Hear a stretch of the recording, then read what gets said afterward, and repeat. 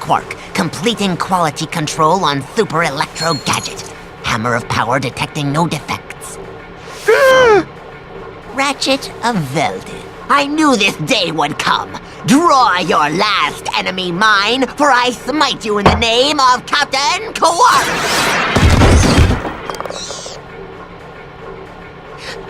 Sweet death. At last we meet. Nobly, I fall on the field of battle. Finish me, Lombax! Come on, Clank. Let's get going. Wait! You shamed the greatest superhero who ever lived! You owe me something. What do you want from us, sir?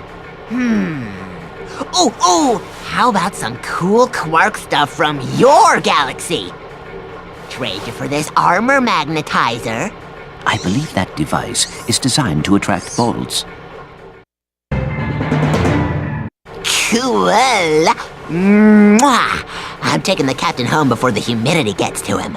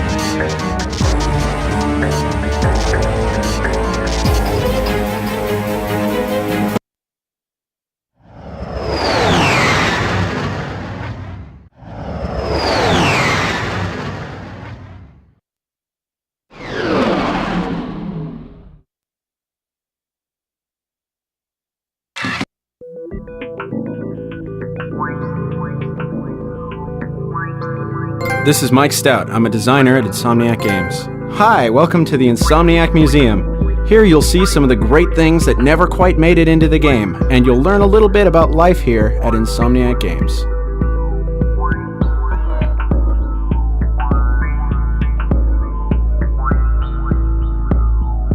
Hello, my name is Brian Allgeier, the design director at Insomniac Games. These floating spherical monstrosities are the elusive gravity spheres, which were originally going to be included in Silver City. They proved to be too difficult, and a bit nauseating, to be included. They are preserved here for posterity. Swing shot up to try running around one, and then swing shot again to get off the sphere.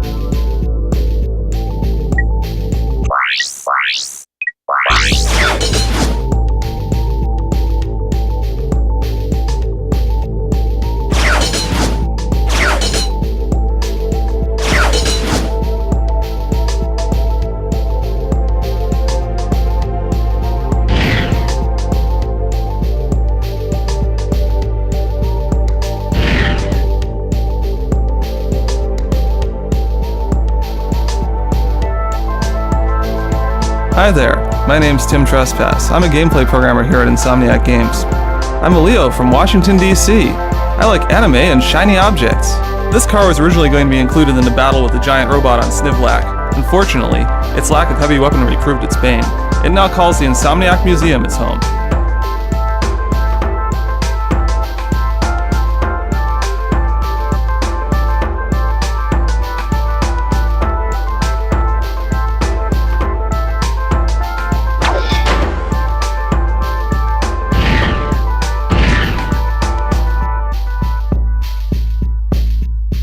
Hiya! This is Oliver Wade, the animation director here at Insomniac Games.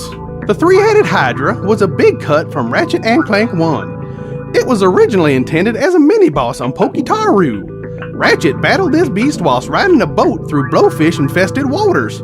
However, it didn't end up being that much fun at all.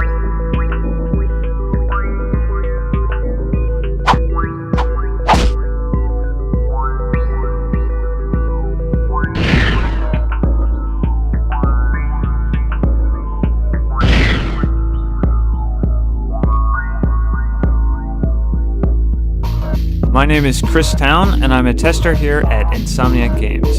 Here at Insomniac, we're so hopped up on caffeine that we bounce off the walls! You can do the same with these gravity ramps!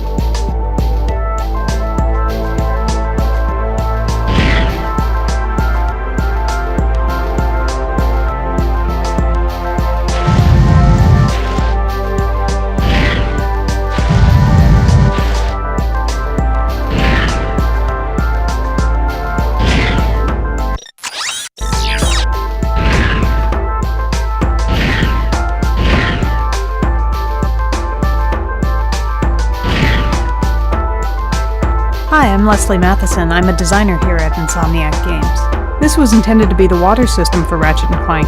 However, as even this little patch of water taxes the game engine to its limits, a modified and severely optimized form was what eventually made it into the game. To see this patch in action, press circle.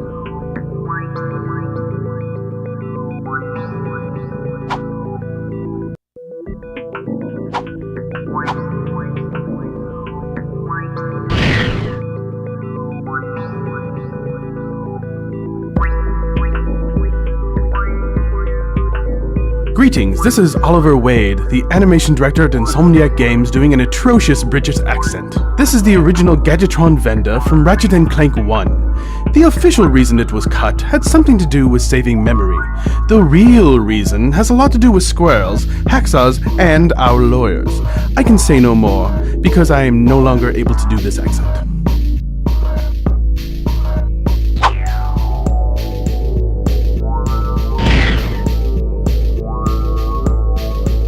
Hey, it's Tim. This monstrosity was intended to be a boss battle fought on the jet ski gadget. Seeing as the jet ski never made it in Ratchet and Clank, however, neither did this boss. May he rest in pieces. Hi, my name is Sean Whistler, and I'm a tester here at Insomniac Games. This guy was originally intended to be an enemy in the ill-fated jet ski level that never made it into Ratchet and Clank 1. A moment of silence, please, for this gentle giant, torn down in his prime.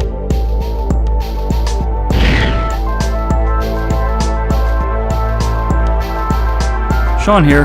Don't worry, Ratchet. You wouldn't have had to fight this monster even if he did make it into the game. This giant bug ship was intended to act as scenery only, flying from place to place to ensure high detail on buildings, while leaving the play area open. Sean here. Don't worry, Ratchet. You wouldn't have had to fight this monster even if...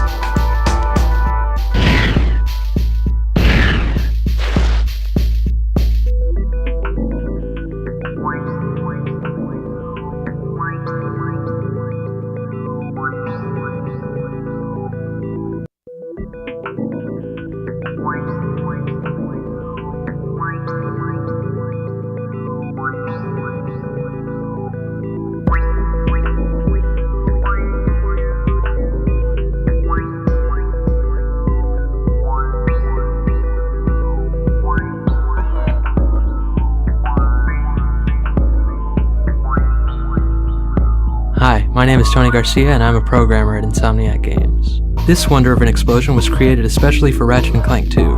Its extreme versatility allowed it to creep into many different places in the game. You'll even see it in the electrolyzer puzzles. Stand on the blue pad to make your own explosions. Tony Garcia here. This little demonstration allows you to create your own shot effect. Using the magic of debug technology, you can edit the shot's size and color, and then watch the bandit shoot it at the blockman. Don't feel too sorry for the blockman though, he's evil.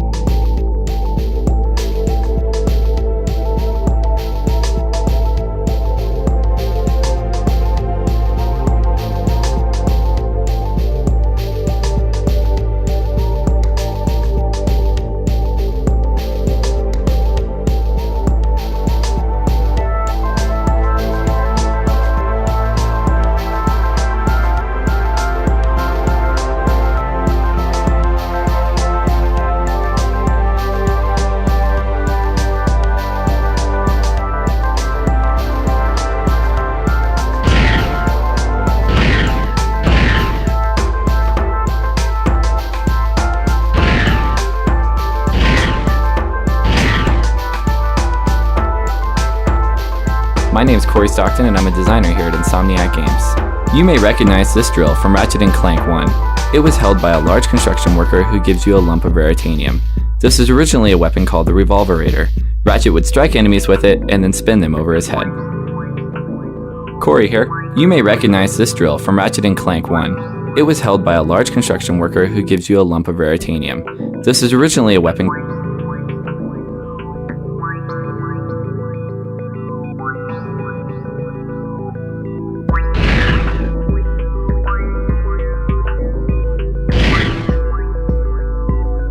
Hello, this is Pedro Hastines. I'm a gameplay programmer at Insomniac Games. This dummy was created to test the new reaction system which we added to Ratchet and Clank 2. With this system, enemies would always be sure to react appropriately to being damaged without a ton of hassle. Go ahead and hit him. He won't mind.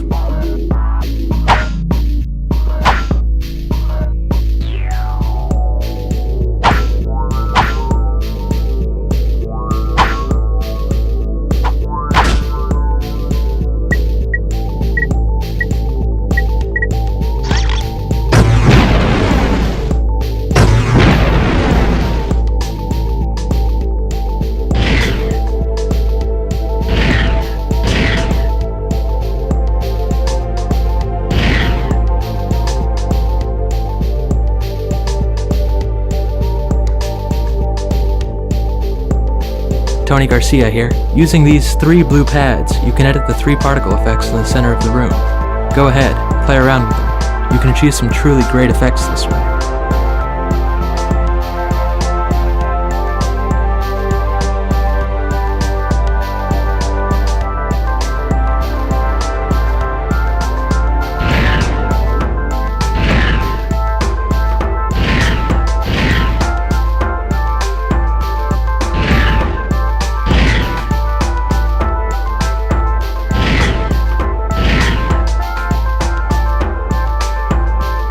Hey, this is Peter again.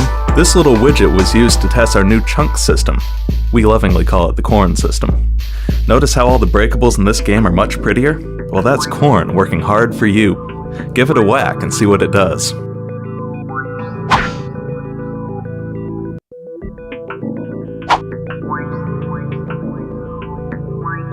Mike Stout here. Fear the random robot NPC. This robot never made it into Ratchet and Clank 1 because of the fabled Day of Poultry, when chickens swarmed over our offices and pecked the computer holding this mechanical darling to pieces. We were able to retrieve her eventually, though.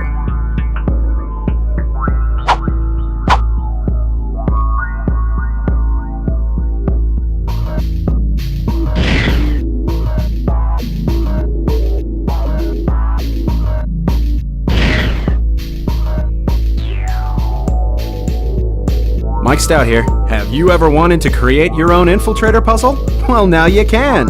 Just stand on the blue pad and play around with the values a bit. Confound your friends and amaze your enemies.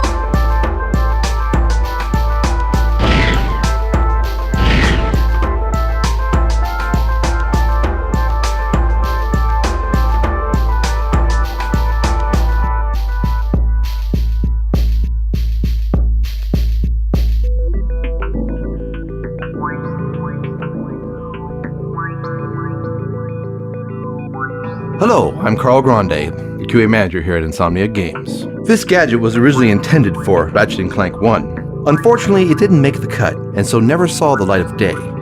It now makes its home here at Insomniac Museum, gone but not forgotten.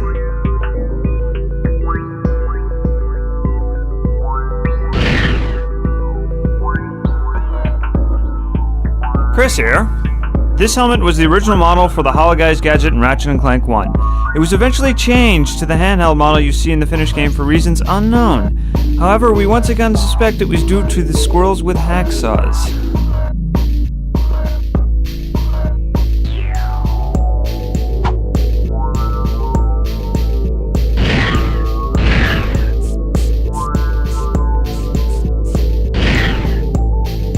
Corey here. This monstrous robotic squid was created for one of the Ratchet and Clank 2 prototype levels. Since that level never made it into the finished game, however, neither did poor Squiddy.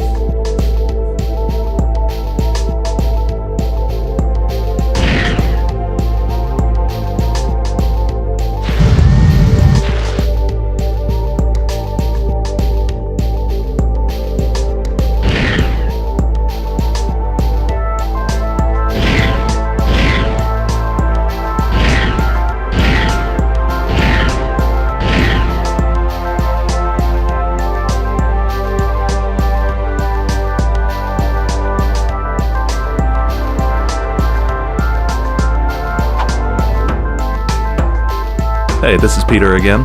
This was created to test screen buffer effects. Screen buffer effects are used to create things like distortion bubbles and heat hazing. This, however, ends up looking like a hall of mirrors. Can you guess why?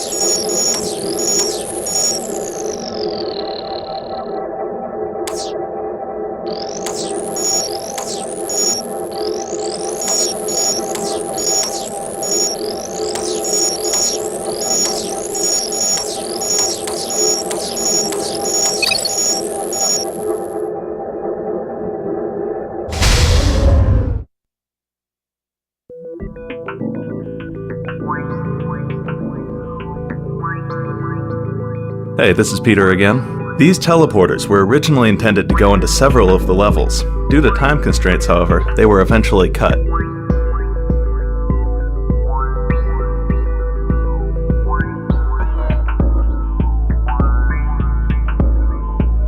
Brian Allgaier here. These escalating rows of blocks were used when we were in the early stages of creating Ratchet and Clank 1.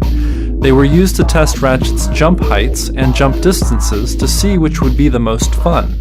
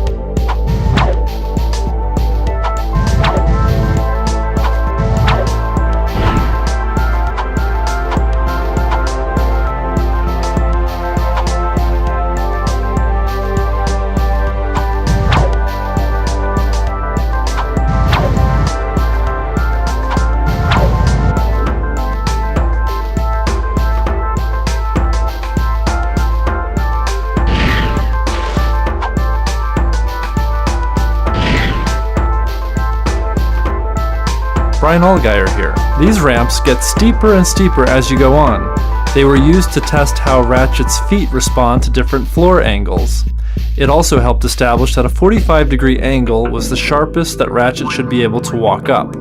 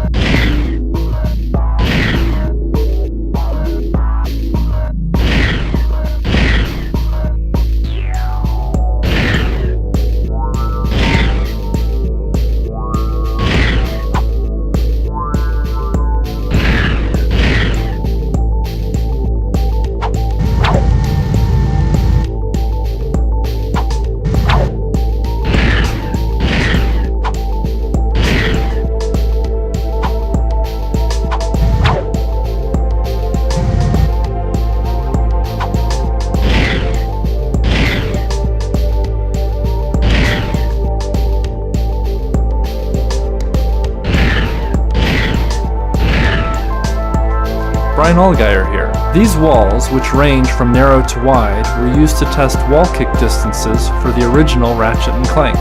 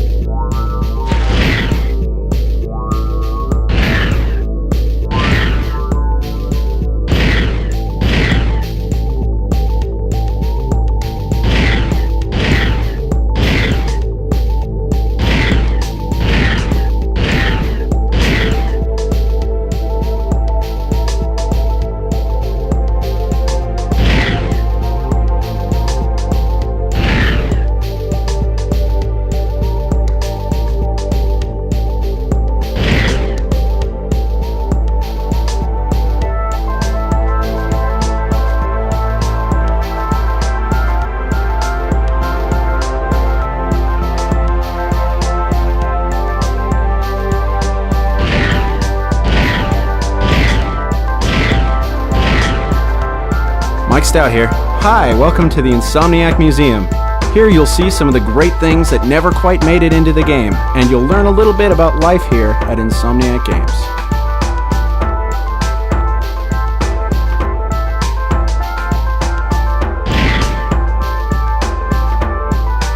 Brian Allgaier here. These